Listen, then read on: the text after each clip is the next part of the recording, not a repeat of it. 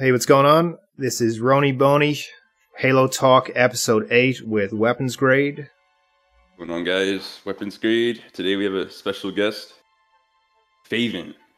Mr. Favyn, what's going on, man? What's going on, my dude? It's good to see you, man. We haven't had a talk since it's been a while here. I know. It's been crazy. I semi-retired and then I came back, and the video I came back with did pretty good, and it reinvigorated me ever so slightly. So I am becoming more active. It was very good. Your Infinite Disappointment, or what was it, 6 years in the making disappointment video, that was really, really good, man. Really thank good. you. Your individual weapon breakdowns I really enjoyed as well. I appreciate that. Shed a lot of light for me as well. So we're here again, Infinite. Halo service Infinite. Without the service. That always stuck out to me. Yeah, it's a great title. So I think we're going to go through a couple of topics, and I think the first one to start off on is the expected failure of Halo Infinite, because personally I've seen this coming a long time. It's just the trend. It's the language that 343 uses. A lot of people are copped onto it now, the corporate language. And obviously just whatever we've gotten the last few years has been so subpar that I didn't understand how anyone could really be hopeful for this. It was completely subjective hope rather than objective based on evidence that they were seeing in front of them. So that's I think that's something important to point out. So what do you guys think about that?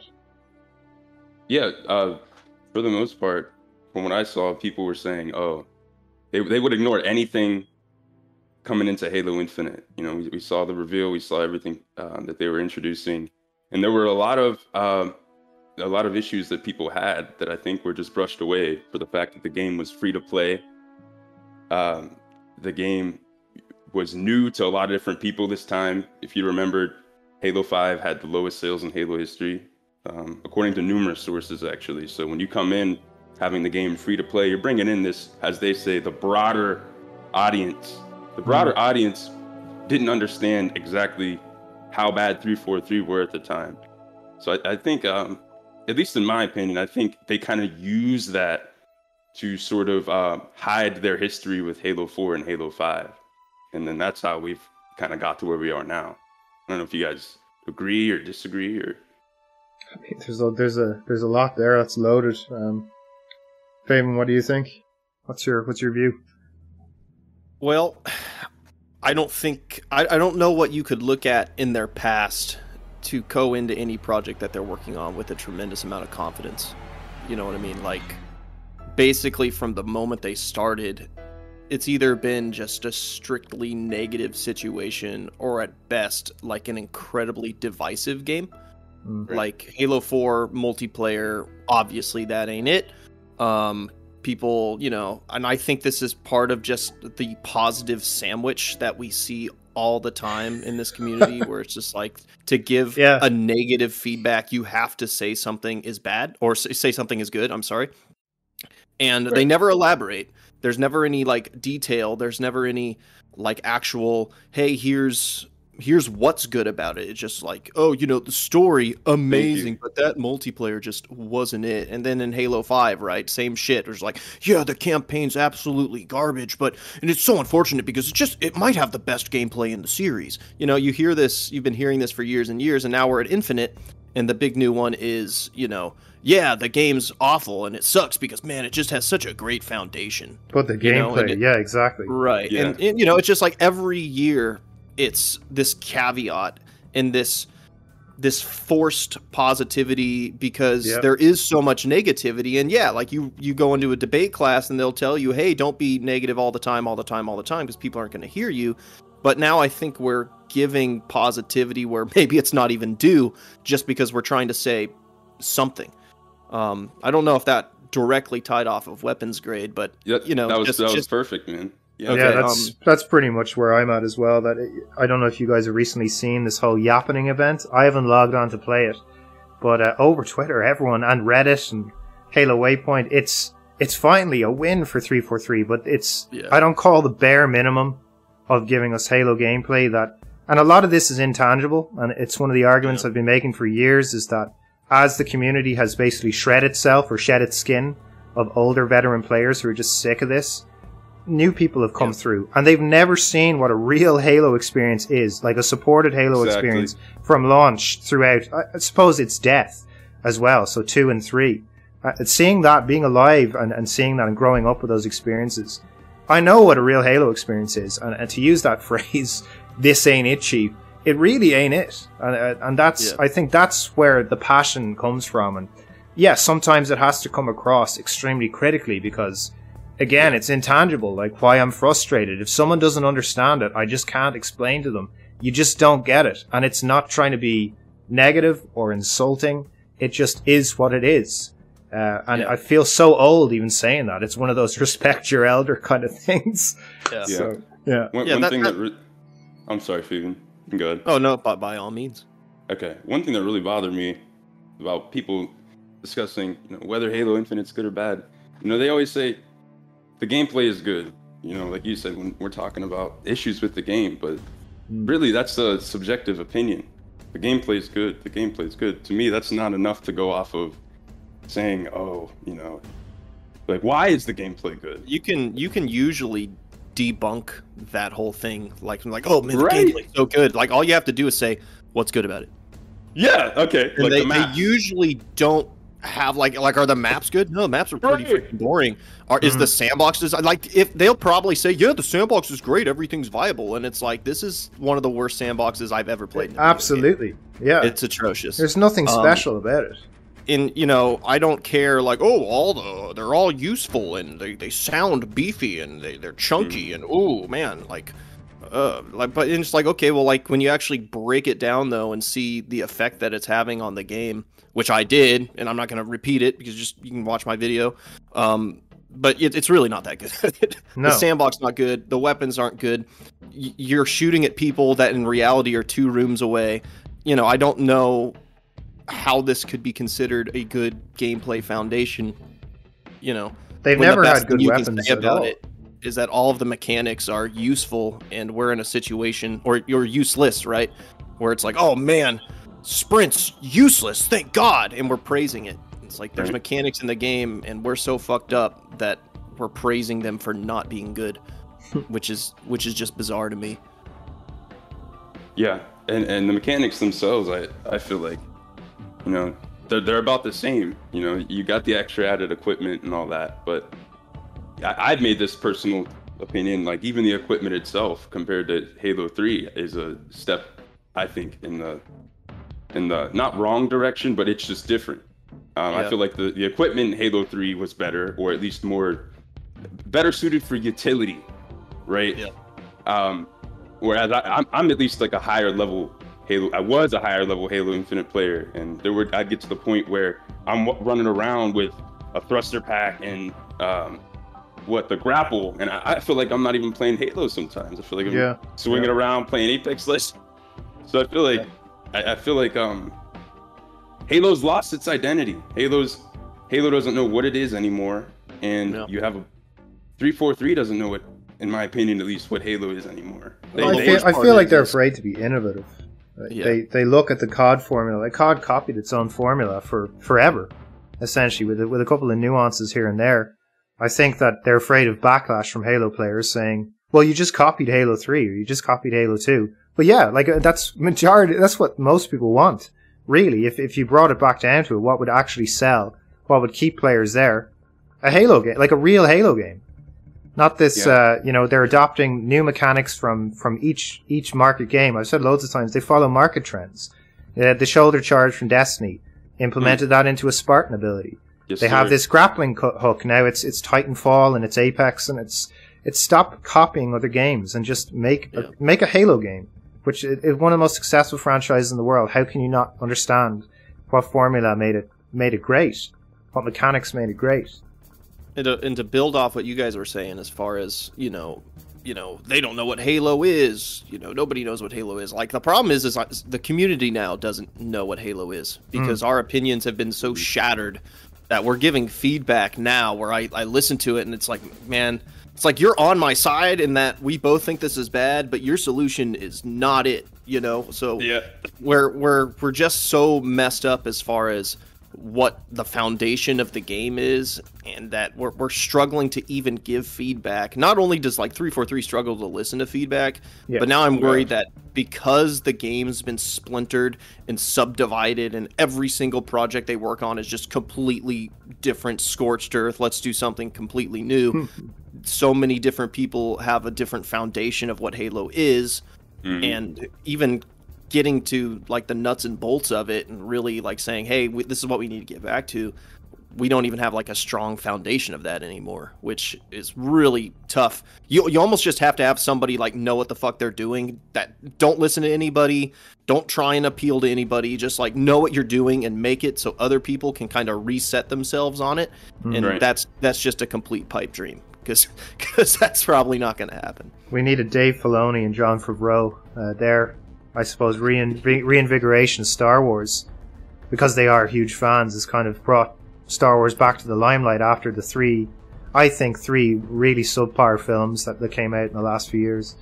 And that's I believe the exact same thing that needs to happen with Halo. The TV show, did you guys end up checking that out? I'm laughing saying it because oh man, I've just seen the highlights and stuff. I know about the scenes and God, it was painful. It was quite painful, and apparently that's the Halo show. Yeah, the Paramount show. Yeah. I actually haven't watched it. Okay, well, good. Not even a single second. Like this is it, guys. Like I'm actually learning. Like this is going to hurt me. Don't do it. Yeah, no, don't. Younger me would have just not been able to help himself. Just like, oh, but it's Halo, you know. Right. Now, I don't. Like, it's getting easier to see Halo projects in the works and just be like, yeah, it's going to probably not be very good. And I'll just save my time on it. And, yeah, so I haven't seen the Halo show. Probably not going to talk shit about it, but I've seen some breakdowns that, yeah. Yeah, it misses the mark, yeah. Yeah. A lot of different plots that they could have chosen from, and to go ad-lib and to retcon. Yeah, anyway, if you haven't seen it, look at you guys. I think it's funny that they got that girl in there, probably because, having a CGI Arbiter would be too expensive. Yeah. And then they're like, well, since she's here, they might as well fuck. You know what I'm saying? Yeah. And it's funny because it's a complete aside. That's basically the Arby. Charlie Murphy is her name, and she's a big Irish actress over here. Yeah. And it's I'm kind of I'm sad that she was in that, because she's got much more talent than that. Yeah. I truly cannot even say whether anybody in that show did a good job or a bad job. It's just the plot itself. I'm like, you know what? Right. I'm not going to put myself in a position where I got to see that. And so, I mean, the good news is for everybody is that I'm not going to be talking shit about it, right? Because I haven't, There you go. I didn't see it. Stay on the sidelines. Right, exactly. I'm sitting out on that one. Yeah, the only thing I'll add to that is my uncle actually, he chimed in on, he was like, hey, did you see the Halo TV series? Because he knows about YouTube and how big I like Halo and stuff. And he was shocked. I said, no, I didn't see it, man. He's like, why not? You're a Halo fan. And I think that kind of sums up my feelings on that. It's you don't want to be disappointed. Yeah, it's just I've been disappointed time and time again from 343. There's only so much disappointment you could take, man. Yeah, that's yeah. And onto that, I think the next topic is kind of this next topic we can segue straight in from there. So 343's management, so current and future, and what really needs to happen. Because I see a lot of people saying like this, and I'm a hypocrite because I used the hashtag Fire343 tag in the title of my last video there. I'd been just like yourselves, just checked out completely, and then said, look, I have to say something very brief. So I did the other day, and I used the tag. But I don't think I like the tag that it's trending and it's bringing more awareness from mainly the wider gaming community are pushing for this, because the Halo community really can't seem to fight for themselves anymore.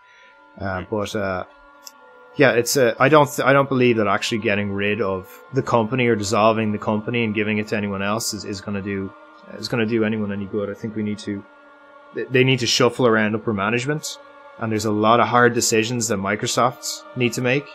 But I think throwing out the run-of-the-mill dev and that kind of thing, I don't think anyone's making that argument really. I'm at Joe least at his glad to desk. see nobody's really being attacked. I feel like it's all, you know, you'll hear some names, you know, Bonnie Ross.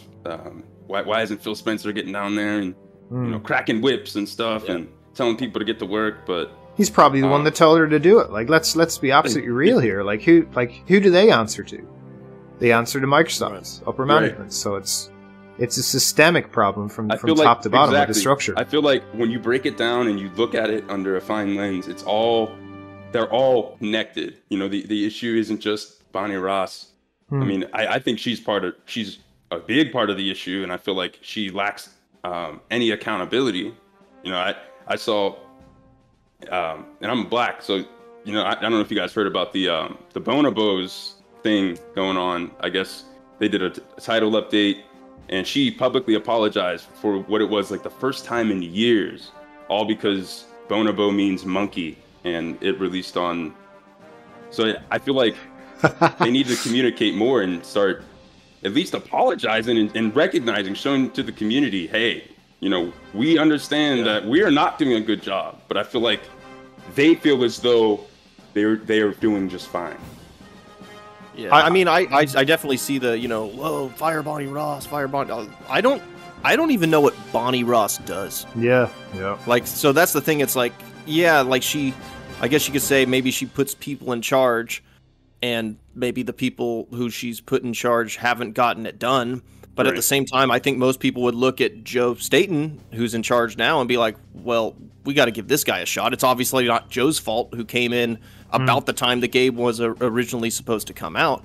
So, you know, it's the Fire 343 thing. I'm with you guys as far as, like, it's cool that the message is being spread beyond the Halo community, that Halo is not in good shape.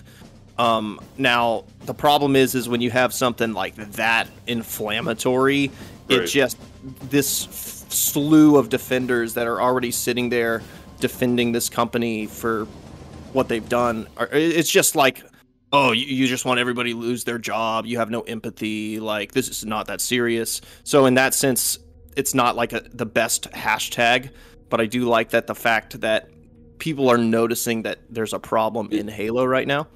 Fire 343 to me just says, let's hold somebody accountable for this mishap that's going on. That's exactly what I think it is. Yeah. Please, can somebody come out to the front stage and just say, even if they just said what's going on and why this happened. Yeah. Be clear, concise, and communicate with the community about what in the hell happened to one of the gaming's greatest gaming franchises of all time. Yeah. This isn't a regular gaming. This is Halo, man. They can't though, man. Like they'll lose their shareholders, their stock will plummet. They can't. Like, and I think the community needs to understand that they can't. You know, this has to happen very quietly. I would say now, I'm going to put a bet down in a bet, because we've put down bets before on this talk and we've been right. You know, 6 to 9 months down the line, but I think there'll be some people with 6 to 9 months from now saying, well, my time has ended, I've loved this. They'll post their, you know, obligatory, like, you know, corporate, like, goodbye speech saying, I love it, I'm moving on to better and brighter things, I love my team. And that will be our way of knowing that, like, this absolutely will have repercussions internally. Like, there's absolutely no way. Like, this is like an external customer complaint. So there's going to have to be corrective and preventative actions put in place here.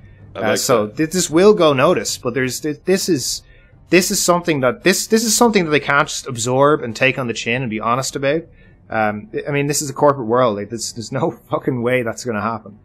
It will happen 6 to 9 months down the line, maybe even a little bit longer down the line, that they'll do a reshuffling just so it won't be noticed. Like, it can't be tied to a certain event time frame. You know, everyone went crazy on the internet for about 2 weeks about Halo, and then 1 week later, you know, the upper management are gone. Like, it's, you know, they can't send that strong a signal that we can actually make changes that way. Like, and maybe I'm just being pessimistic on that, but I've been in the corporate world for a while now, and I think I'm right.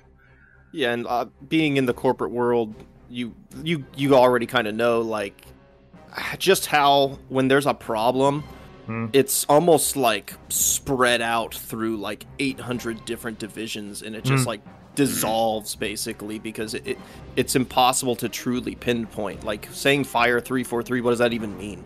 Yeah, like Fire the contractors who are already gone, fire the hundreds of employees who have already turned over. Like, there is no consistent 343. It's like this liquid, constantly moving, constantly shifting, revolving door that has different personnel from month to month, year to year. So, you know, who do you get rid of? People are already leaving, and then you say, well, it's the leadership. Well, the leadership's left. Think of all of the big leadership personnel that has left in the past 2 or 3 years. And then you think, oh, well, it's Bonnie Ross, and then you don't even know what Bonnie Ross does, right? And it's like, well, she puts people in charge. Well, she has Joe Staten in charge right now, and most people think that that's who you'd want. Well, it's Microsoft's fault. Well, Microsoft gave them more time than they've given any other Halo game, and then they delayed it a year after launch and allowed them to miss the launch of their new console. I felt like that was pretty reasonable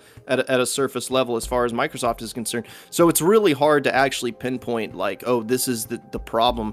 So, you know, instead of, oh, fire 343, really we just need like a hashtag save Halo, like, please God, somebody. Exactly. Because that's what needs to happen. I can't pinpoint, like, hey, this is the problem and that's how we fix it. I just can look at the result and see a decade worth of less than, you know, subpar Halo games that are divisive at best. And for a franchise that was a perennial Game of the Year contender, we deserve better than that. It deserves better than that. I think their internal structure is something that needs to definitely be looked at and changed massively. Like, this contractor culture for certain businesses, let's say like accounting firms, law firms, that kind of thing works. It really does work, and it's tried and tested. For game development, where you need someone in, that's, again, it's that word, like, you're learning intangible skills about the engine that has been developed by someone else. So by the time that you've learned all you need to know about the engine, it could be 12, 13, 14 months. Well, you're gone in 4 months. And then someone has to be retrained on this. So their entire contractor culture, not wanting to give people permanent contracts, because one, that means that comes with a whole host of packages, you know, like benefits, healthcare, dental. It's a price tag it's an extra price tag for a permanent salary on top of benefits. So the overall cost is massive. So if they can, you know, nickel and dime their actual people inside, their employees in there, well then, you know, from a business standpoint, from an economical standpoint, it makes perfect sense on paper. But in reality, we've seen the fruits of that labor. Or lack of labor now, that good people are leaving and moving on to other franchises where they're getting permanent contracts where they can actually develop their skills out, develop the games out. And that's, if you look at the glass, it's all in the Glassdoor. Like, we have looked at this before, that the Glassdoor reviews of 343 are abysmal. And a lot of people will toss that aside and say, oh, well, that's just disgruntled employees. No, this is really, the Glassdoor is great because it tells you from the lowest common denominator what they think, what they truly think about the company from an anonymous point of view. So it's a confidential agreement, really, on Glassdoor, that you can say whatever you want to say within reason about the company and just let your voice be heard. And reading those reviews, it scares me. And it's led to this game state. Around the time of Infinite, I was reading the reviews before it came out. And I knew straight away, like, look at this. Like, this is incredibly mismanaged here. Yeah, I didn't actually think about it like that. That's a good point, where you're combining temporary contract work with what is basically a proprietary engine that's kind of self-contained to just this one franchise, where you can't really get crazy good or crazy skilled at it if you're going to be moving on, which is not this case if, you know, you're using something like Unreal. Exactly. Right? Yeah. I don't know if you guys remember the Slipspace engine deal, where they came out and basically announced, oh, the Slipspace, the new engine, and they showed off that little trailer CGI. But then really after that, we didn't really hear anything else about Slipspace or its benefits, its physics, why it's better than or improved upon the last Halo engine. From what I gathered from the Glassdoor reviews, is essentially a lot of contract work, like you guys were saying, was put onto the Slipspace engine. So you had essentially a situation where people who were coming in and out, that revolving door, like you guys said, working on the heart of the Halo engine and then leaving, and then you have other people coming in, and because of how difficult those tools are, from my understanding, it's not like Unreal Engine. It's a lot more difficult to work with. So when you have like you guys said, all those people coming in, not really knowing what they're doing. Yeah. Right. Yeah. It can. And that's why management is being held. I think a lot of people don't understand why they're even saying, like, we need to hold management accountable. I'm a manager. I have to get work done through other people. And I have to identify key people that I can have on my team that will be able to get the work done consistently, that I can eventually evolve into something else, into their own manager. So that is what's missing there. That if they're not taking people on temporary contract work as full-term employees, salarying them, giving them all the benefits that Microsoft as a behemoth MNC can give them, then this is what happens. You know, this is the feedback that their own employees are going to give about them.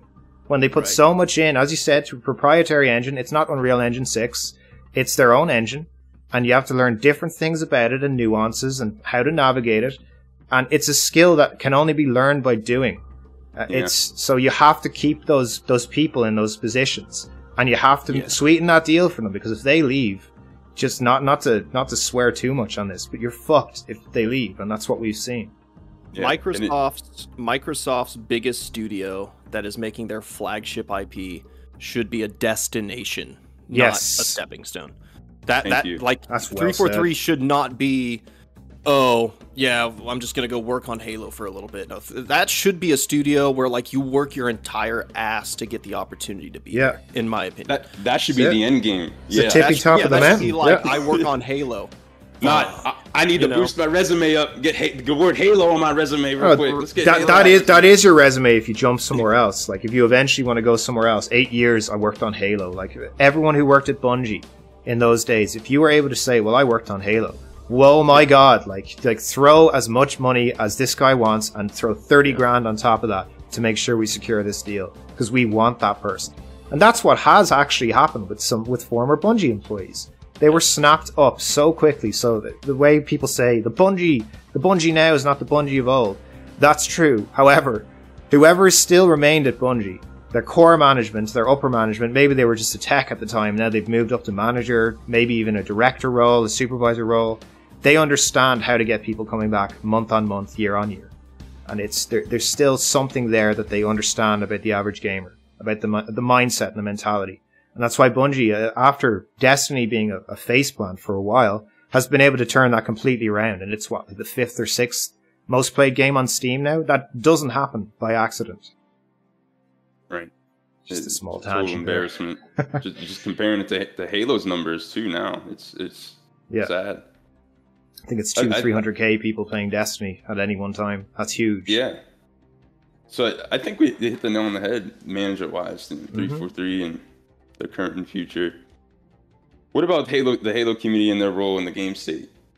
It's from what I've noticed, the Halo community, it's loud right now. Right now, yeah. Yeah, it's definitely loud. It's the energy. You can definitely feel people are upset. They want action. They want something done. What do you guys think the community can do going forward to sort of foster the best scenario going forward with Halo and 343? Favyn, I've talked enough. This is you can lead this one. What can they do to foster? They could learn from the past for once in their goddamn life, where every time this studio's ever had something where you get your hopes up, there's been a caveat. And I think, like, even just taking this recent example, last week we were saying, fire 343, hashtag fire 343. Everybody was up in arms. And then they post, like, one video on Forge, and it's like everybody's back on, and everything's going to be great again. Right. And we have this really bad tendency to just have this Stockholm kind syndrome, of like man. unnatural desire to be hopeful for something that has constantly let you down. Mm-hmm. And it'd be I get it being hopeful, but to be hopeful for a game franchise that has for 10 years just floundered and struggled, it's kind of like, I think we should be in a position where we need them to prove it to us. Right. You know, like instead of let's give them the benefit of the doubt. No, they don't deserve the benefit of the doubt. Like they gotta prove it. They gotta win us back. And we're way too quick to just hop right back on the hype train, and it ends up embarrassing you, right? Because if you're a content creator and they say something that's good and you just go gung ho and then it shits itself again, it's like how many times are you gonna how many times are we gonna do that before credibility goes out the window? And I kind of touched on this before. The mantra, sort of when Halo Infinite was coming out, with being free to play, it kind of felt unsinkable. This game is not gonna fail. It can't. It's free to play. There's no way that a free-to-play Halo in 2022 can ever fail, regardless of what 343 put out there. And how wrong were they? Surprise! It wasn't really a surprise, though. You do actually have to try to appeal to fans and create a good content. You can't just slap the word free-to-play. You can't just do what everybody else is doing with the Battle Pass and the microtransactions, and then expect things to go like Fortnite. It's just insane to me. I think you made a good point, Favyn, in one of your videos. I can't remember which one, but you said people were going crazy about Halo, even though it's free to play and it has 10% of its content offerings. Yeah, people are still going crazy about it. I think that shows that there's such a revered love for Halo. For Halo's lest we forget, Halo really kick-started online gaming, especially console online gaming in the competitive ways. But in regards to social gaming, Halo was it. It was the pinnacle. So it has such a rich history, such a golden game.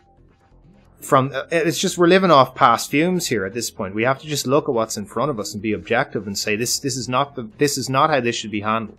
It needs more. Like the content offerings at launch were ridiculous. Not having Team Slayer was completely just ridiculous. As soon as I saw that, I went, oh no, oh god no. Shadow dropping the game, god no. It's too little.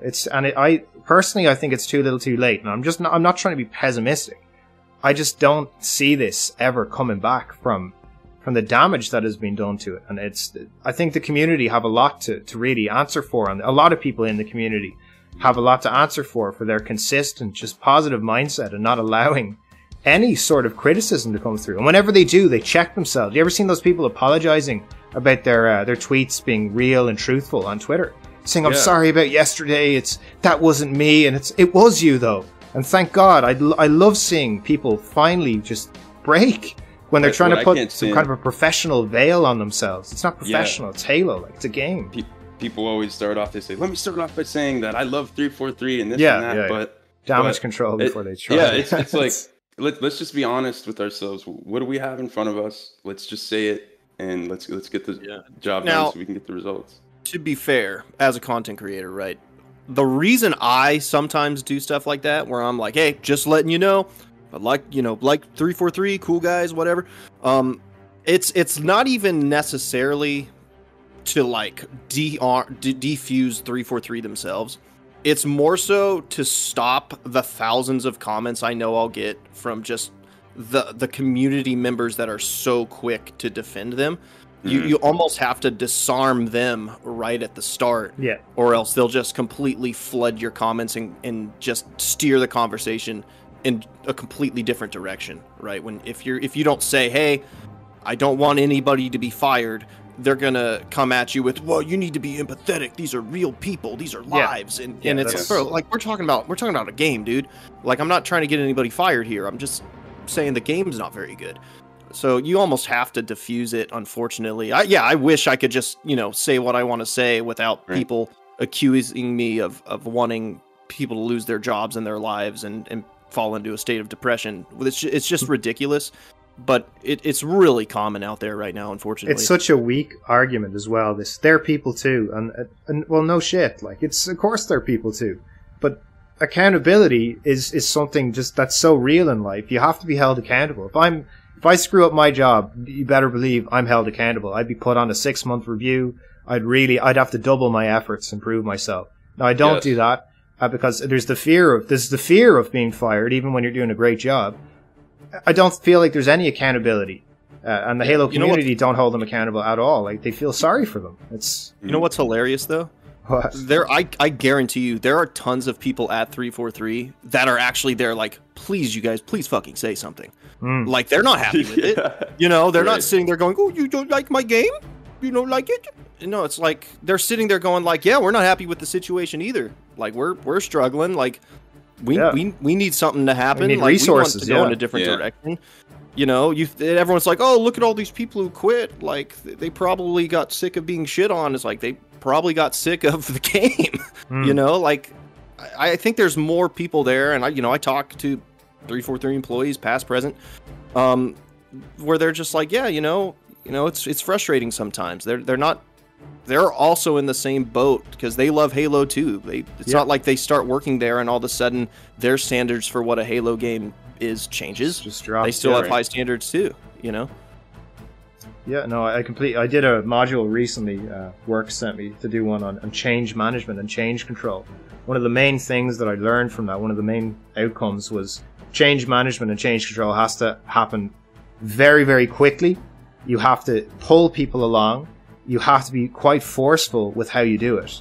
And it runs on something called plan, do, check, act. So plan out what you're going to do. You have to do it straight away. Check it continuously as you're going. Then you repeat, you act, you repeat the entire cycle again and again.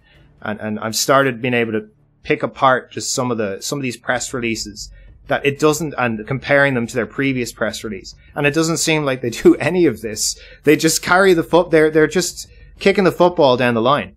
That's all it is. Right. It's the same issues just keep reappearing. And in my line of work, you get fired fast if you have something that's continuously going for a week or two. Like, what, you can't fix this? Okay, well, we're done with you. It's insane to me that a company that's this well resourced, and as you said, the flagship IP for Microsoft, the pinnacle of what you should be reaching towards in game development, can carry the football on every single update, can delay things on the roadmap. And the community just says, that's fine, like, we love that you guys are, kind to us on Twitter. And it's insane. It's insane. Yeah. You have to be held accountable. It's for the transparency. Yeah, exactly. Thanks for the transparency. It's still not good enough. You can tell the truth and still be held accountable. Those two things aren't mutually exclusive. Anyway. Yeah, exactly. I real quick just wanted to add to, because I know we were talking about the Halo community, and I just wanted to say how soulless sometimes Halo Infinite would feel, just with its lack of social features.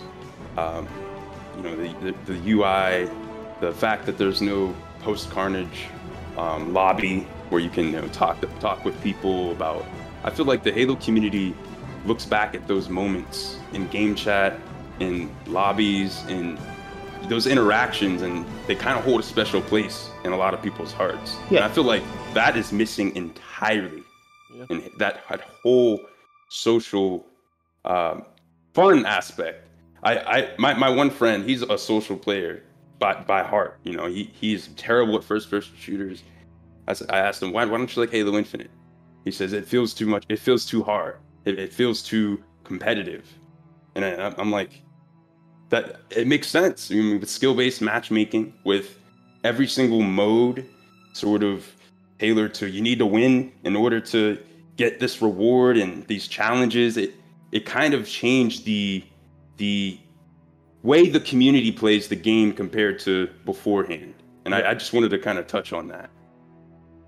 That's a good point. Like, I've been going to hardcore shooters. I'll name drop a few of them now, because Squad and Hell Let Loose, they're squad-based military shooters, and everybody uses their mic.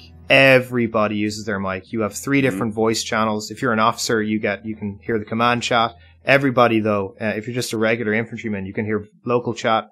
You can hear your squad chat. Everybody's talking. Everybody's communicating. The first time I jumped into one of these games, I fell in love with them because it felt like the way Xbox Live did before party systems took over and everyone was in their parties and no one really spoke in game. It felt like a COD lobby at sometimes. Right. It's where everyone's kind of talking smack to each other, that kind of thing. I know we did that one time, Weapons Grade. We went online trying to get footage of just people talking in lobbies, even on the other team, in Halo. And it kind of brought a little bit of that back for me. when we did that, but these types of games, they get it. Like, then they have very niche but very dedicated communities for that reason. They consistently get updates. They're well supported, and it's, if anyone, I'm putting this in here just because I absolutely understand the point that you're making about it feeling like a ghost town. And if people are looking for those types of experiences, it is in the more hardcore shooters, especially on PC. But hell, I think now is on PS4, PS5. It's in those hardcore shooters where I've found you can relive those types of moments. So just thank you for allowing me that little segue there. Yeah. Do you agree, Favyn? Yeah, I think I said, and it was probably the like isolating feeling that it gives you. I think I said if you could put thriving community on the back of a box, it would be like one of the best features you could have. Everybody wants to feel like they're a part of something. They'll play a bad game if they feel like they're a part of something. And I think that's kind of the effect that we're talking about here. And when you have those kind of hardcore games that Roniboney's talking about, these games that are so different and distinct, and it's like the type of games that you'd pitch to a AAA developer and they go, oh, well, I just don't think that the modern gaming audience is going to appreciate these things. It feels a little, hardcore, it's probably scare them away. These are the things that when you get them into the hands of people, and maybe a little at first they're like, well, what's going on? But they learn to appreciate them. And they offer something that's distinct, and they kind of conjure up that passion. Yes, that shared sense of passion. You're right. And they evangelize it, and they're like, hey, you got to play this game. They're like, oh, nobody says, oh, you have to play Halo Infinite, right? But, Hunt Showdown, I see getting thrown around. I love a lot. Hunt, man. Everyone's talking about that one. I mean, Elden Ring is the perfect example because that blew up, and that's a hardcore game. That's like we've been playing multiverses, the fighting game. I think Siege is a good example where that's a really kind of inaccessible game at the start, but it has such a passionate community, or at least it used to. It's kind of a little troublesome right now. Quite watered down now. Yeah. Right now it's in a little bit of a rough spot, but historically it's been a game where they're like, I'm going to play this with you because I want you to experience this. And if you have a game that resonates with players to such a degree that they're literally trying to find every single friend possible to share the experience with, really that's what Halo used to be. That's why split screen used to be so powerful, because they're like, please play this game, here's a controller. You make a great point, because now, like, Halo it's not really a fun place to play with friends. Like, if anything, for me, I find that it's harder to play Halo Infinite with friends than it is without. Yeah. I think SBMM is a lot to blame on that. Issues. Yeah, I run into issues. I run into my one friend won't even play with me because, the skill-based matchmaking is too hard, man. I feel like I can't get any kills with you. Yeah, it's ridiculous. It's and I know that's a whole issue in gaming in general, right. But it's when it comes to Halo was the complete opposite of that. It's like they forgot that they had clans in Halo 2. That was huge. I was in one called The Morning After Phil, and it was absolutely brilliant. I made some great friends. That kind of led on all the way through Halo 3, Halo 4. I went to one of their weddings in 2017 in Oregon. I took the trip across the pond. So it's these things, like, they promote like true human experience. Just not to get real kind of emotional about that, but like that's really what they did. And I think that's why a lot of us are so passionate about the criticism side of Halo. Mm-hmm. Definitely agreed. And I think that easily takes us to talking about Forge and everything else coming into Halo's future. I just wanted to say, I know everybody's, typically hopeful. I know they just released that little, that Forge video and indicating like what's coming into the future and stuff. But I just wanted to say, I really question whether Forge, whether all these things coming into the game, are they really going to come at the same time? Are they going longest beta ever, weapons? Yeah, they say there's so many questions I have, man, and there's so many concerns I have. Just being a beta, right? Why do we have a Forge beta 2 years after the game's been released? Shouldn't it just be when it fucks itself and shits its pants, people can say, well, it's just a beta. That's really all there is to it. Yeah. What I've done anytime 343 gives a date, this game mode is releasing here or there, I add automatically an extra week or month to whatever they're saying, because I already know whatever they're saying, it's just probably not going to happen. That's how bad 343 are to me. It's terrible, man. And I feel like people are using Forge and everything as a sort of, like you guys said, a false hope that Halo's going to come back. But can Forge really bring Halo back in the state that it's in now? Is that fair to ask?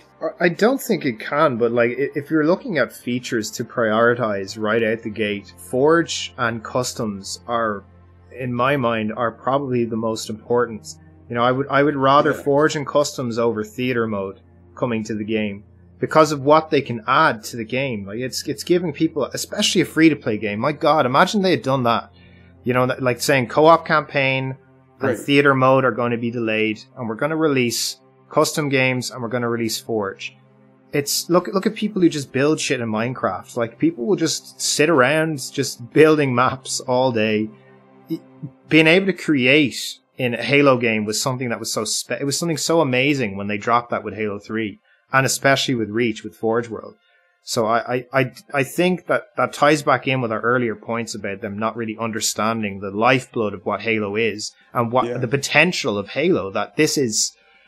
I think those two features, anyway, I'm just going to digress. Those are the two most important features for me. Very, very important, yes. But what I'm saying too is, how many times have they been delayed? You know, these very two important features. They should have been in the game day one. And with Halo 5, they were delayed as well. Let's not forget that. Right. And it's just so unfortunate. Imagine if we had Forge and a custom game browser right when Halo Infinite released. Imagine how many more people would be playing right now, posting videos on YouTube about their maps. And now we are only looking forward to the second delay of Forge? Yeah. And then it's just a beta now. Don't forget Machinima either. Modern Warfare 2 is releasing in a month or November or whatever.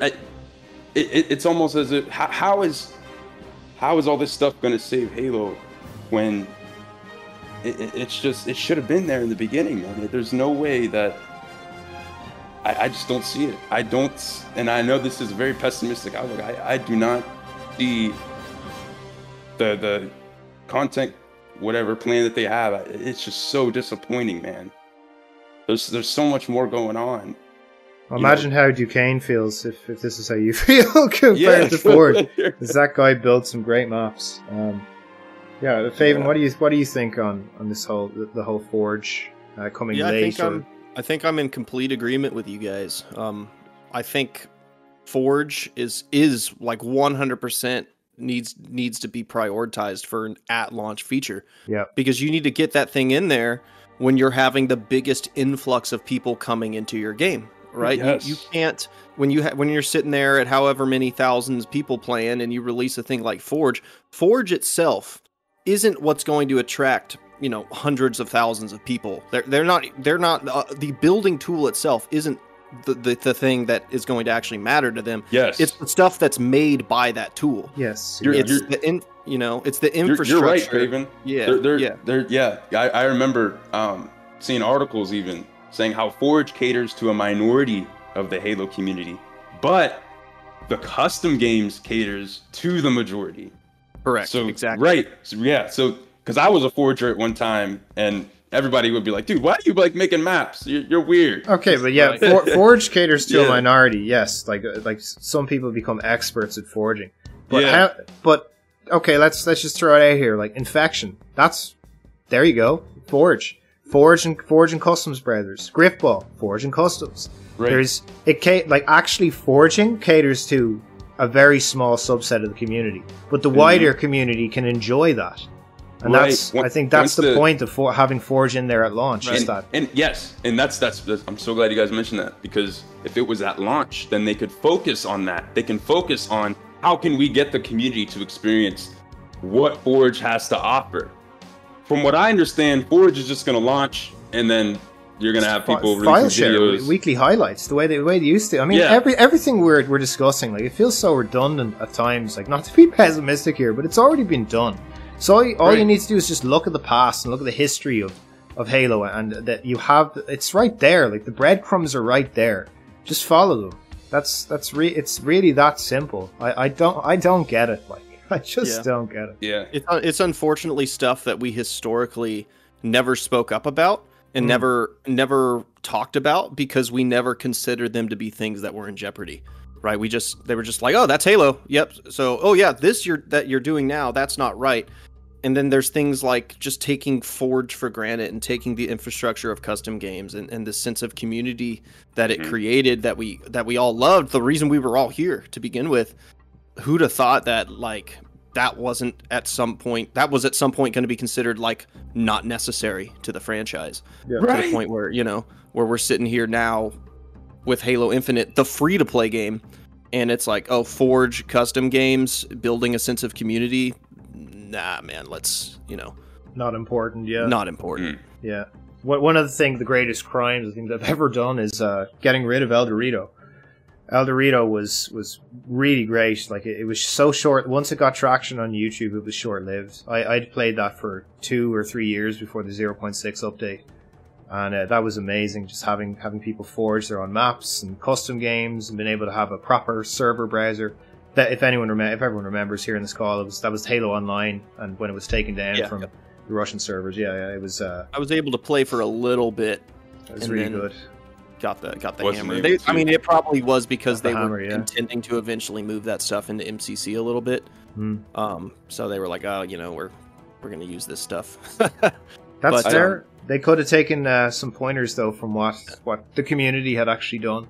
Yeah, it's always painful. Like I'm not going to go on a tangent, but same thing with like Project M for the Smash community. That's one of my favorite like community made projects.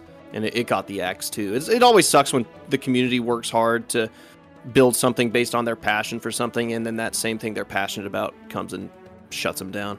Yeah, which is why it's so important to have mod tools enabled from the onset in most games. Like some of those games I was talking about, like Squad. Look up a mod called Galactic Contention. It's an entire Star Wars mod in a tactical shooter. So everything you wanted Battlefront to be, Battlefront 2, like from the actually like sweaty, really getting into these vicious battles kind of side of things that isn't cartoony or childish in any way. The community were able to mod that in, and it's 10 out of 10. There's no other way to say it. So giving mod tools, in my view, is one of the most important things you can give, because it gives people freedom. It's really that. Like, we had freedom in the previous Halo games. Bungie gave us a base game. These are the modes we like. Here's the campaign. This is, obviously you can't change that, but here's the campaign that we want you to see, and here's the multiplayer, here's the modes that we have, and here's a canvas now for you to create whatever you want to create, and let's see what you guys do better than us. They had no ego about potentially the community were able to make better modes and better maps than they could, and I think, to be honest, I think the community can, because who's going to put more hours in? A fan of the game sitting there for 4 or 5 hours, like a couple of times a week, really enjoying the game, or someone that's paid to do it, just looking at the clock, wanting to go home. That's so funny. Like, who's gonna put more hours? The people doing it in their spare time, or the people who are doing it for their career? Yes. It is funny. It is funny, but when it comes to a game, the answer would be career, but you'd hope. But I mean, history has shown us that there's people that have put like 400 hours into one map. Yep. And it's without being paid, and that's. What could you hope for more as a developer? Like, it's, hey, you just built this great map and all these game types that are bringing people back to our game that, increases the viability for people to purchase the game. Hey, like, fair play, just, keep playing. We're just going to spotlight this guy for a week, and he's going to make another 2-3 maps, potentially, that could hit off. Like the guys that made Onslaught and, some of the Griffball maps and that kind of thing. Like, that came in as like a permanent double XP playlist during Halo 3's days. It was so popular. That's why it would have been so good to have it at the start. Yeah. Now we're nearly. It'll be a year by the time it gets here, but a year in, and you have the population it does. It has to get here. Then the content has to start flowing. Then the systems to sharing that content still have to be created. Yeah. Yeah. you know, 343 doesn't really have like a highlight system or a Bungie's favorites type of deal. They don't have like playlists set up to show what these Forge maps. So, you know, it's even when it gets here, we'll probably lose a lot of people by the time that the good stuff starts. Really coming. actually drifts in. Right. Yeah. You don't even have custom game options, really, like in the game. You can change the starting weapons and stuff. Yeah, the customs are crap. 343s, they're not being competitive enough right now. They're just... It's all there, though. That's the thing. That's the frustrating thing, I think, that everyone in this call feels, that it's all there. It's all there. It's ripe. It's so ripe for the taking. And just take it. Like, just take the market share. Halo has such a revered... people love it. Like, even people who hate Halo love Halo. That's the most, you know... It's such a parallel... It's just ridiculous, like, thing to juggle in your head. Like, I love this franchise, I really do. But I hate what it's become, but I still love it. And it brings me back talking about it in these types of situations all the time. It ties into a point you actually made earlier, Roni, about people kind of losing faith finally in the game. I think that as far as like this constant fervor, I'm involved in the community and I'm playing it. Yeah, I think there's a lot of people that are losing that. I think basically all three of us are losing that, right? Yeah. But I think there's always going to be like this innate desire for a game like that. And we're basically going into what I consider like a standby mode. And I think there's millions of people in standby mode just waiting for Halo to get its shit together. And they're not active and they're not, but as soon as they see it peak, right? As soon as they see something, they're like, ooh, that might be good. They're ready. They're hopping in. You know, think of all the people that thought Infinite was going to be it in the greater community, and they played it and they're like, wow, okay, now I'm bored though. You know, like they're ready. They're ready. They want something like, Halo TV show, most watched show. Everybody hated it, but like they wanted it to be good. They watched it. So we're sitting here, we're ready for it. And even if we disappear into the void for a little bit, if it ever gets its act together, I promise you, we're coming back. Oh yeah, everybody's coming back. Like you said, Favyn, live service without the service. I love that. Yeah. Like you gotta, if you want to step up to the plate, you gotta be aggressive, right? If you gotta show, and that they've done the complete opposite of that. Yeah. They're to me, it's just sitting back and just. Around the time Spider-Man came out, like they had such a good opportunity there if they had custom game options for the grapple hook to create like a Spider Halo or something like that, or grapple rumble or something. They had a really good opportunity there. You think about it in real life, like when you're losing in real life, what do? Do you just sit there and do nothing, or do you get your ass up and start moving any way you can to improve your situation? Well, personally, that's what I do, but I'm not sure about the rest of the community. Yeah, that's Cops and robbers, Spider-Man. That's the energy I want to see eventually from 3. We're moving and we want to boom, boom, boom, boom, boom.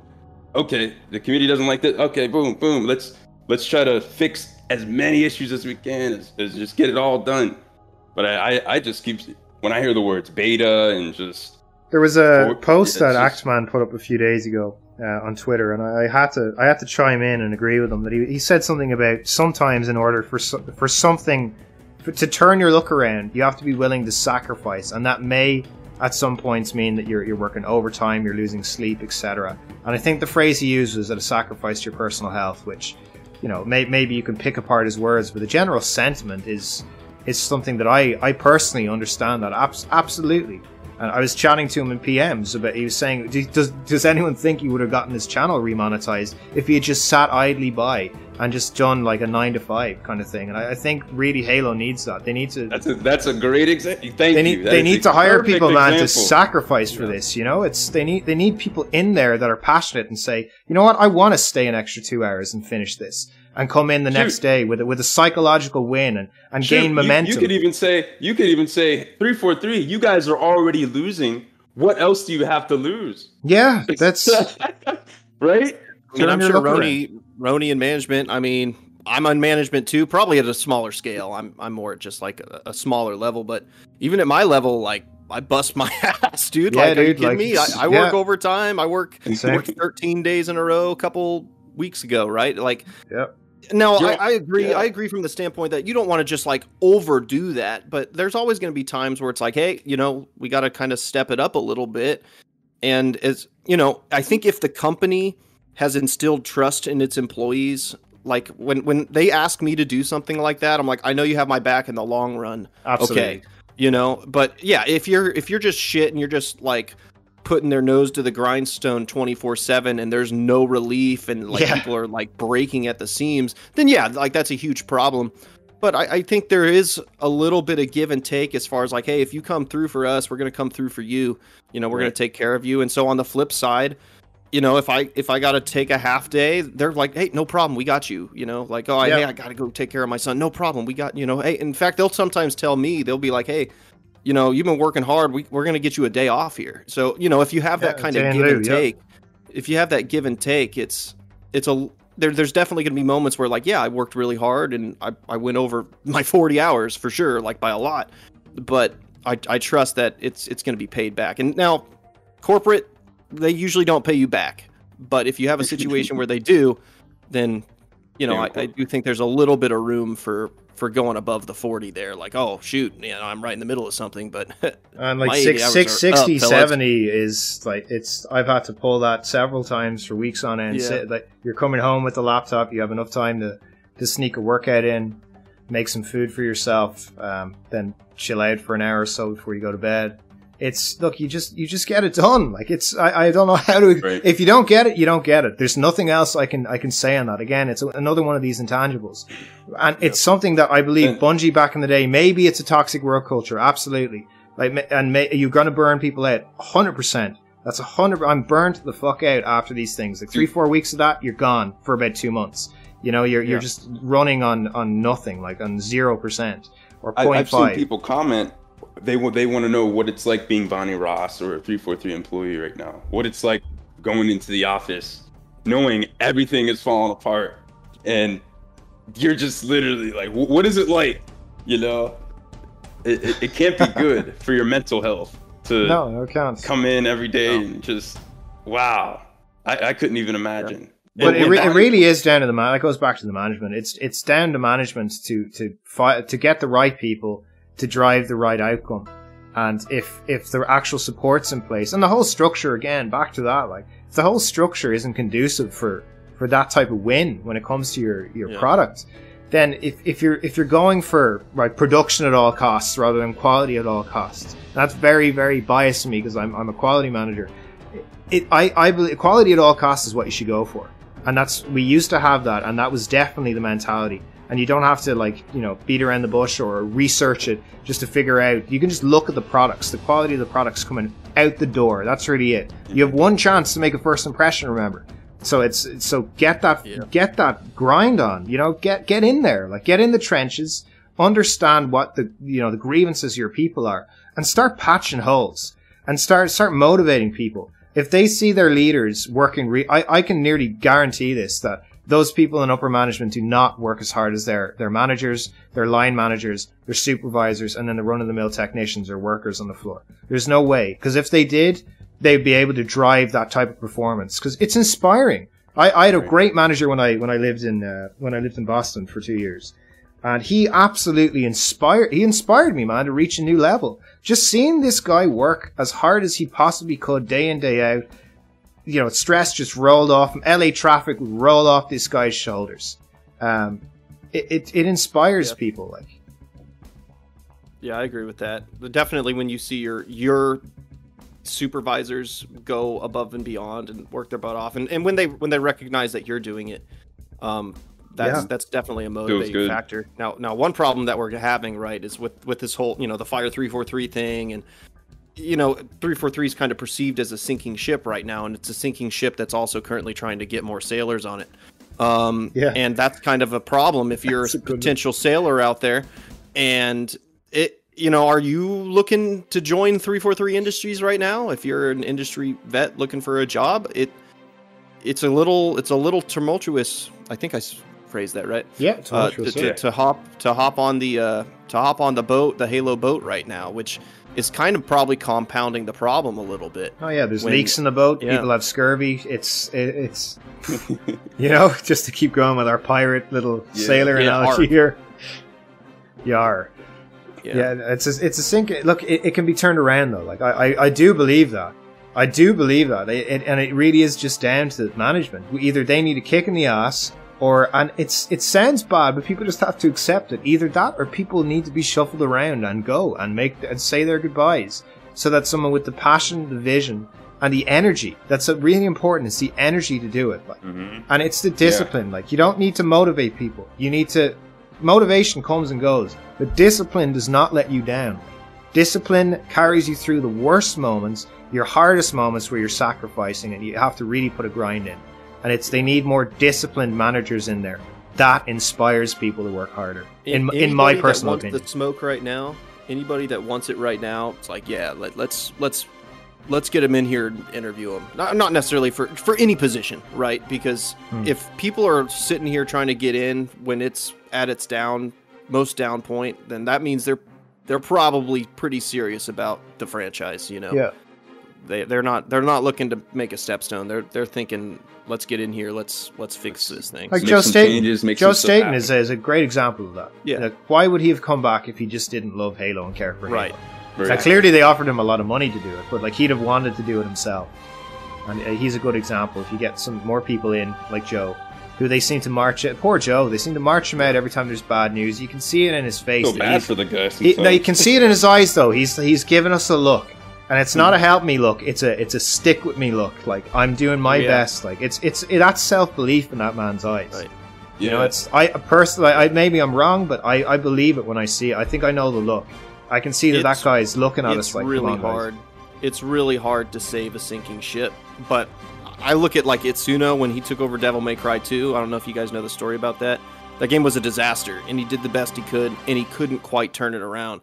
But that same guy got put in charge of Devil May Cry 3, Devil May Cry 5, two best games in the franchise, right? Yeah. Arguably. 100%. So, you know, it's not necessarily... That's why it's really hard to pin anything on Joe in this situation. It's like, yeah, he's coming in here and it's not he's Joe's doing fault. the best he can. Clearly, I mean, he got here, like I said, basically when this game was already supposed to be out. So you know, who knows?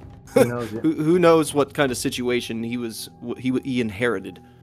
Well, regarding the situation in 343, and maybe this is a sensitive subject, so like, feel free to not engage with certain questions. Or so I know you were part of the Forerunner program, and there was, I mean, a lot of the Forerunners were, and I myself, like, you know, I did it.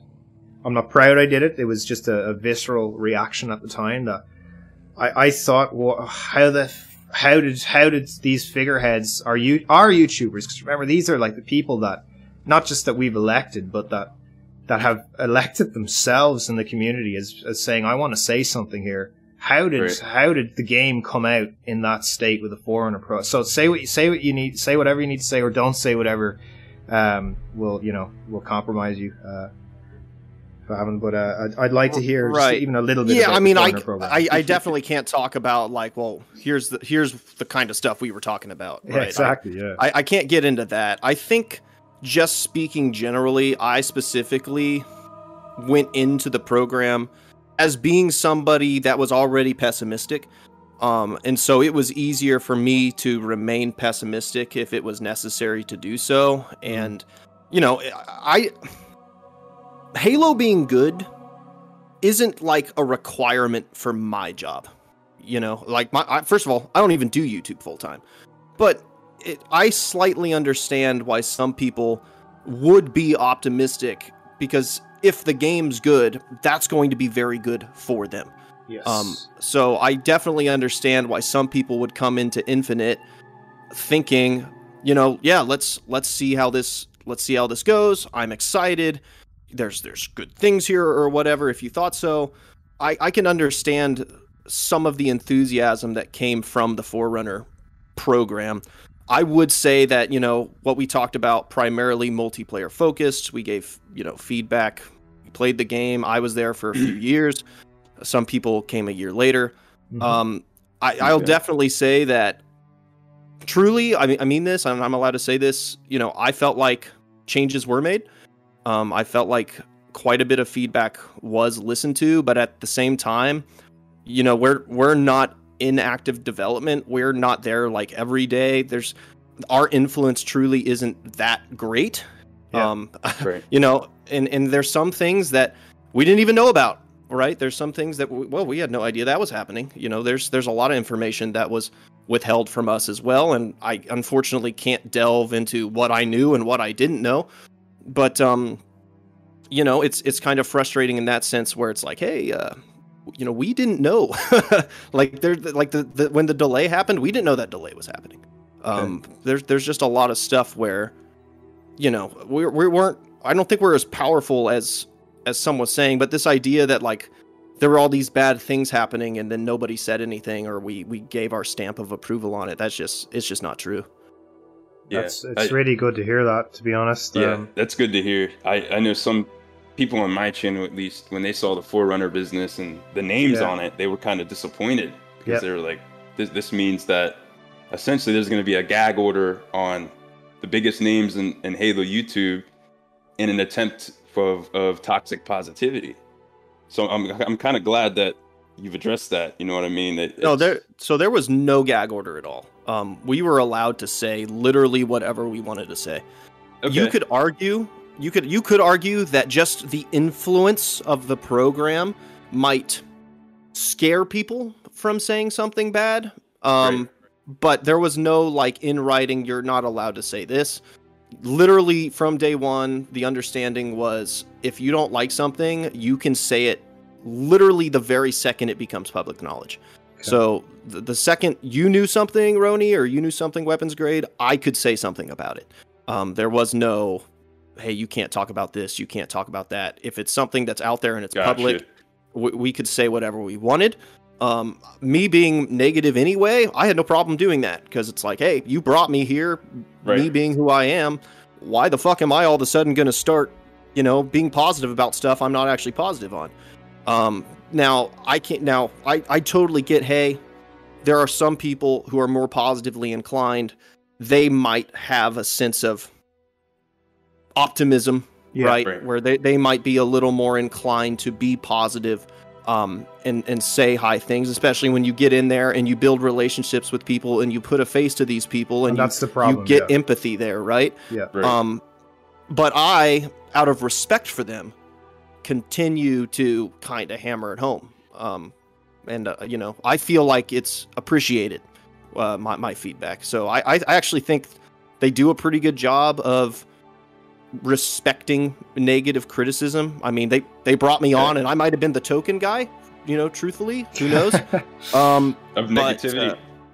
It's just like, you know, we got to get at least somebody in here that's not a fan. And I don't think I was the only one. There's definitely other people who are pretty good. Question, yeah, go ahead.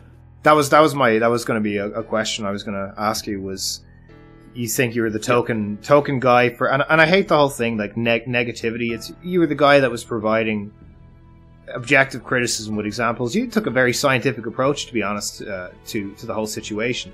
Whereas, as you said previously in this conversation, a lot of people weren't able to name why they thought something was good or why something was bad, and you could put your finger on exactly why, you know, with actual examples of why this is good, why this is bad.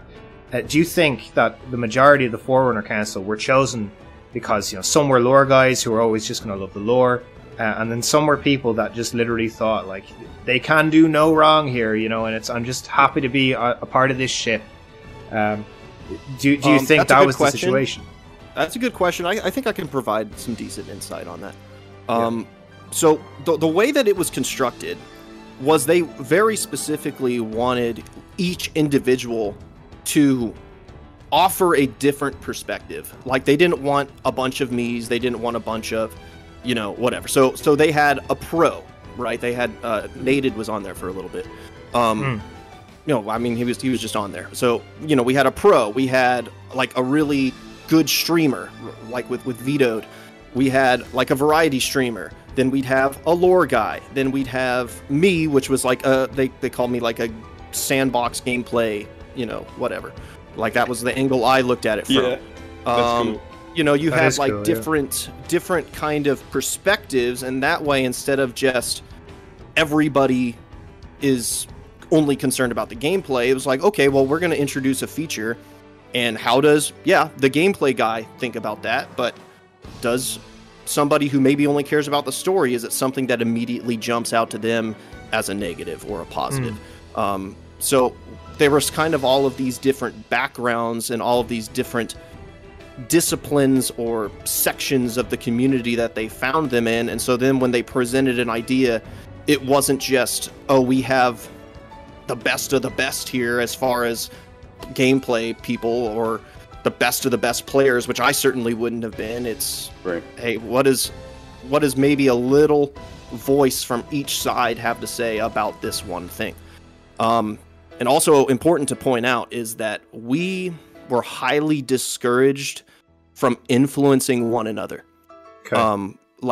I couldn't, for instance, hear something and then go into like a big deep explanation to somebody who maybe didn't understand it. Right? Like, hey, I don't think it's good. This person thinks it's good. We couldn't necessarily like, well, let me break it down for you, because they didn't want me influencing feedback. They didn't want anybody influencing anybody's feedback. They really wanted it to be like this pure thing where they could kind of conglomerate and build this kind of, I don't know, it's probably like an algorithm or something. Yeah, where they're does like, that not we have sound disjointed to you, though? Like, for me, that sounds like they weren't trying to reach consensus overall. No. There was no, it wasn't trying to reach consensus. Now, basically the way it worked, right, is if they had something that I didn't like, and they're like, okay, well, fuck it. I mean, he doesn't like anything, right? But then the lore person was like, yeah, I don't like that either. They're like, oh shit, right? Yeah. Who knows what that is in particular. But as far as if they kept everybody's voice kind of separate, they were able to determine, nobody's influencing each other. They're not getting together as a true council and coming up with an idea of what's best. They're literally just giving their opinion with the current understanding of the game that they have. Okay. And do I think that was the best way of doing it? Absolutely not. I think we should have been able to talk more. But it is kind of important to know that like we weren't sitting there and like coming up with a consensus like a jury. We really were kind of relegated to our own personal feedback, and not really able to influence anybody within the council. It's very, very interesting, because I imagine some kind of a 12 Angry Men scenario in there with the Forerunner Council, everyone just slamming tables, saying, no, this is the, like the coffee cups, people coming in with coffee and snacks and stuff, like, we're closing these doors for 10 hours until we reach a consensus on, whether or not that we want the BR to have, XYZ feature or whatever it is. Right. So that's quite interesting, and from the onset, like I would have a lot of that. It doesn't sit right with me the way that format. It doesn't. Yeah, it wasn't ideal. Ultimately, and this is just me speaking off the cuff, if I brought a bunch of people together, I'd want everybody to voice their opinion and share with each other. Like it kind of felt like we just made like our declaration, or we would say our opinion if it was even a situation where we were together, where we'd say our opinion and then it would go to the next person, and then we couldn't necessarily bounce anything back and forth off one another, at least not to the degree where you could really like get into a nitty-gritty conversation and truly kind of work out the bones of whatever problem or whatever topic we were discussing. Yeah.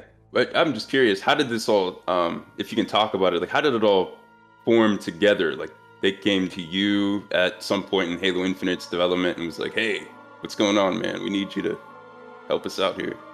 Yeah, so I was contacted and it was super vague, and they were basically just like, hey, we have an opportunity. We're we're interested in you, talking to us about something. And I said, okay, yeah, sure, cool. And you had to go through the spiel, the NDA and whatever. And then, it was basically kind of like I guess you could say like a recruitment for the program, where they talk to you a little bit. They kind of lay out what you're going to be seeing. They didn't tell you anything about the game, but just, hey, this is kind of what we want you to do. You can kind of ask questions at the time, and yeah, I was selected in, and I'm still there. I'm still there. Yeah. So it's an ongoing program as well. It is an ongoing program, correct? And how long? How often do they meet? Is that a? Have you met since Infinite, I can't say like specifically. Okay. I will say that I can say that frequency has declined quite a bit. So we were far more active early on. That's not good. Yeah, well, no, it's just because it's kind of out in the open now. You know what I mean? Like we're not necessarily. There's nothing like super crazy to give feedback on, I guess. Like, yeah, I would say I haven't really given feedback in a while. It's still ongoing. They're keeping us kind of there if they want to run something by us. And I obviously can't talk about anything like that. But I can say that the frequency has shifted, especially since the pilot program came about. I don't know if you guys are familiar with that, but that's basically just kind of their large-scale flighting program. And once that came to be, our role was definitely kind of diminished, I suppose. Diminished a little bit, yeah. It's really, that's I think the most information anyone has heard about this Forerunner program. I've looked at pretty much every Forerunner. I've tried to find any details that I can about even just simple little details about what you talked about, what the actual structure and format was of it.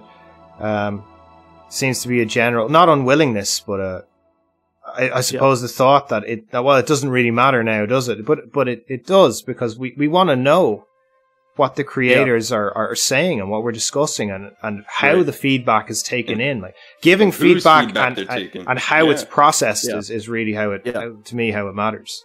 Yeah, like they called it smart feedback, and we're allowed to talk about that. You know, smart feedback is what Microsoft uses a lot, and smart feedback is that super highly curated, personal, as influenced or as minorly influenced as possible, where people are just like, from their current knowledge base, what they're saying. So again, do I have criticisms of that? Yes, but I do think it's important to realize that we weren't sitting there with a consensus. We all had a different idea, and those ideas were relatively unopposed at the time, or relatively isolated as far as, we weren't going back and forth very much there. Can you give a specific example as to how the program has had a positive impact on Halo Infinite? No. No. Okay. I can't. That's fair enough. That's fair enough. Fair, yeah. It's unfortunate, but it is fair enough. You don't want to get sued by Microsoft. Yeah, right. That would ruin your life over Halo. That's not. We don't want you to do that. Ideally, it would have been just knowing that they're listening, right? Just knowing, like, hey, they got these guys in here, and they're trustworthy and they're helping. But unfortunately, because the game turned out the way it did, I do feel like the program's probably become vilified. And it was how it was announced, Favyn. That's it was announced on the day of what I believe was it was announced on the day that Infinite came out at the end of the game. Like, here are the people that helped us. And for a lot of people, not knowing the involvement beforehand, just if anyone in Microsoft or 343 is listening to this, if you've gotten this far, that is what did damage in the community. I'd say myself and Weapons Grade and yourself have a fairly good insight to really how the community will flip out and when they'll flip out and what kind of details will force one of these flip out events to happen. A fracture event, as they like to say in Infinite. It's this type of thing. It's a transgression. It really is. And unfortunately, that's not something that we knew about either.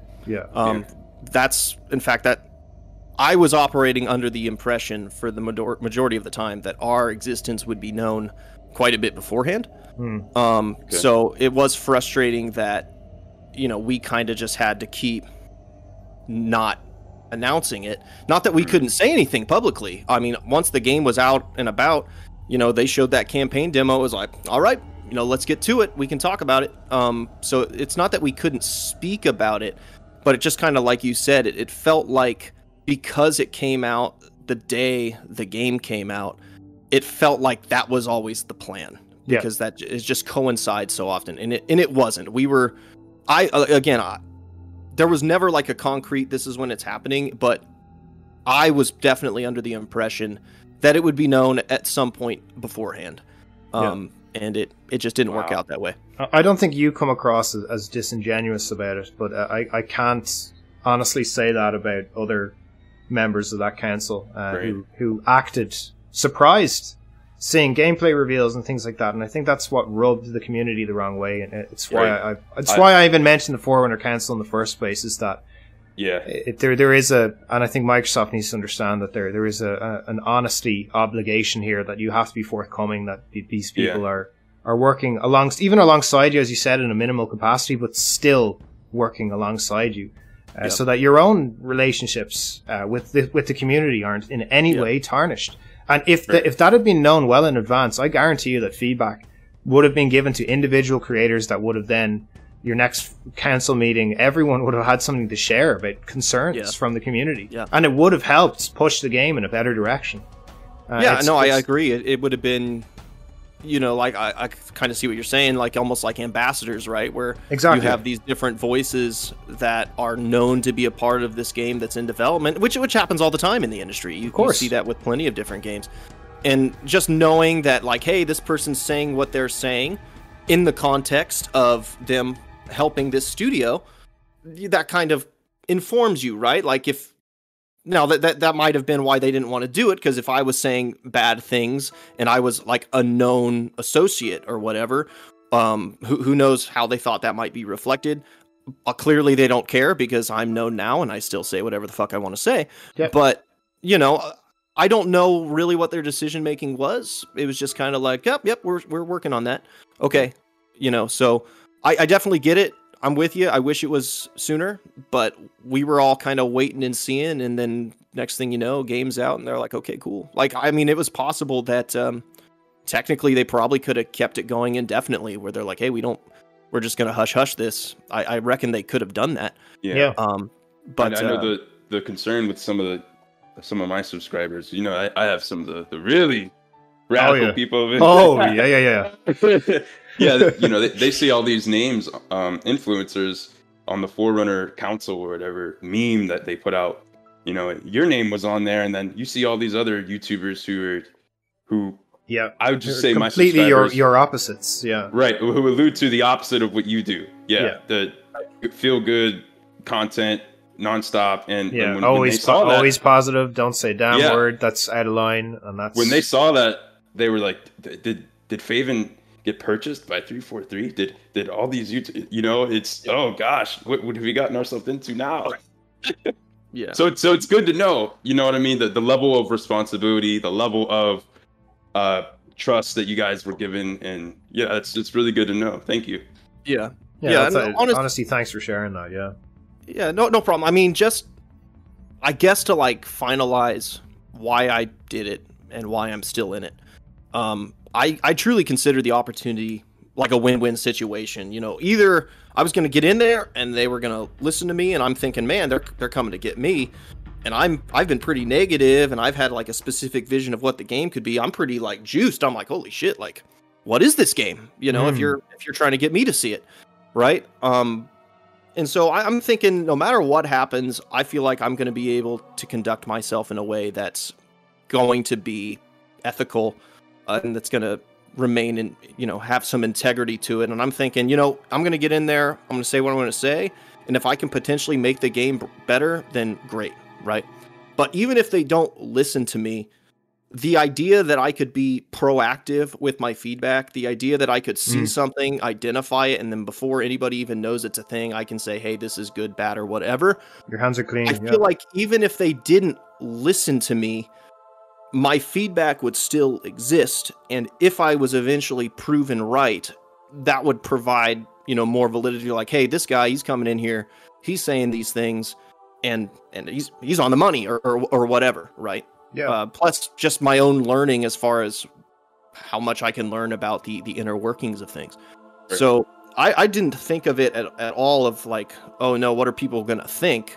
I always felt like all I got to do is be honest and do what I always do the things that got me here in the first place, and I'll probably be just fine. Especially since I'm not like a reaction channel. My channel isn't based on like being hype or whatever. It's always just analytical stuff. Yeah. And if I could talk about something as soon as it's publicly available to be talking about, well, then my content isn't going to change anyway, you know. So yeah, from an authoritative state, I suppose, as well, that you're not. There's no speculation. There's things you can't talk about, but you have the greater knowledge, at your behest, I suppose, right? To script your commentaries up and say it in a way that's obviously not going to break your NDA, but that's going to get a better point across than myself or Wpns can when it comes to. There's definitely things where you're sitting there and you're like, this is relevant to Halo today. And I can say it because it's relevant to something that's currently going on, but it also happens to be relevant to stuff that maybe people don't know about yet. So if I did make feedback videos, it just had to be related to something that was already in the realm of public knowledge. And that was really the only stipulation. If I had never been in the Forerunner program, I would have been able to talk at the exact same time, because that's when I would have known anyway. Yeah. So yeah, nobody was silenced. Nobody like handwritten, "Hey, I'm not going to say anything bad about your game." Nobody actually had anything like that. Anytime that the Forerunner program influenced somebody to be more positive, it would have simply just been due to like the indirect nature of what they were in. Just, I'm in agreement. I think for some people and some personalities and for some types of content, it would be more difficult for them to say something negative. But there's nothing in the program itself. There was no encouragement from 343. 343 has always encouraged me to just say whatever I want to say, which is cool. So, yeah. Which is fair. But just to counter that in some way, that I think there's definitely you can definitely argue, from my point of view, you can definitely argue that it's not advantageous for some creators to say anything negative at all. And I'm not going to name names because I said I'd be the most professional I've ever been in any of my content on this talk, and I will be. I'm a man of my word on that. But I think there's a lot of people out there for maybe a Forerunner, maybe not. Let me just be very down the middle on this, that 100% their content would have suffered if they had said anything, and they have, as you said, relationships with individuals, so there's a lot more empathy there. And I think there was a lot of dare I say the word, paid actors that were brought on board there just to push things across the line. And I don't think that you're one of them, and I honestly mean that. Right. And I guess the way I think about that is, you think those people are going to talk shit anyway? Well, I see them now talking shit when it's popular, so I think they follow what's popular at the time. Right. So I think they're kind of sheeple at times, being quite. I'm slipping into my old ways now. You're lighting a fire in me. But I think those people can be coerced into a certain way or a certain frame of mind, depending on what's hot and popular at the time. Yes, we call them culture vultures. That's a great word. I'm going to steal that. That's a great word. Culture vultures. I like it. That's my issue with seeing Halo is dead now. Hey, to me, Halo's always been dead, man. It's been in a rough spot for a while since Halo 4. So it's but yeah, I suppose it started for me when I saw a lot of people, and you're obviously, all of us here are not included in this, that after 3.5 years, when MCC got a patch, when essentially they stopped running microtransactions, rec packs for Halo 5, their business model for that essentially ended. Oh, now it's time to patch MCC in parallel with the release of the Xbox Series X, and have this as one of the flagship IPs. That it was the people that ended up praising that without ever having given any feedback of the game state of MCC, and how you can allow the history of the reason that you exist as a company that game to slip so far into the dirt and not work for that long and not receive a patch for that long. For me, and for a lot of people in the community, I think when you talk about the sides of the community, I truly think that a dividing line was drawn between MCC and Halo 5, and it became even larger and larger throughout that life cycle. And I think the patch for MCC was that like literally drew the 99 parallel. Yeah. I like that. Yeah, never thought. But who'd have thought MCC would be competing with the Halo game after Halo 5? That's crazy. Oh no, it's more successful now. Yeah, it just goes to show you the formula is more popular. I mean, it's neck and neck. The Steam numbers are comparable. Sure, everyone says Xbox numbers are higher. Conveniently, the numbers we can't look at. Yeah, but it shouldn't even be a competition. It shouldn't. It should not be close, especially since MCC started off so poorly to begin with. Yeah, it's crazy. It was in a pretty bad state, and for just to wrap up, I think this has been a great discussion. Amazing, yeah. Yeah, just to give everyone a final word on, do we think Halo can ever revive itself somewhat? And I'll just greedily take the first word that I think in some way it will eventually rebuild some of its community. I think with more features, similar to MCC, the longer time goes and the more patches come into the game and more features we get, and it will eventually rebuild some trust. And I will come back when there's a lot more features. But I think for now, I think it will never be able to regain its appeal, its mass appeal that it had back in the day, and that's something that is sad because I take solace in knowing I saw a golden age in a fantastic franchise. I'm in very much agreement with you, Roniboney. I feel like that window of opportunity has largely been missed by now. They got a lot of catching up to do, and I feel like they're not being aggressive enough in catching up. You can't sit still and do nothing while you got other competitors doing stuff. I know a lot of people on my channel, they see Modern Warfare 2 is coming out. That's going to be a huge game. How is Halo Infinite going to compete against a game like that? You know what I mean? Regardless of how you feel about Call of Duty, we're just talking about numbers here. You know what I mean? It's going to take a market share from Halo, and can they come back? What are they going to do to entice people in the future to come back to their game? Is Forge really enough?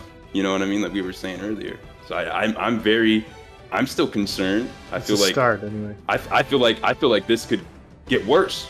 I feel like Halo the 10-year plan itself could just dissolve. That's my worst fear. But I also feel like it could stabilize or get partially better. So, and Favyn, did you want to add a closing? Well, I would say that I don't think Infinite has a chance. Sorry. I think Infinite is what it is.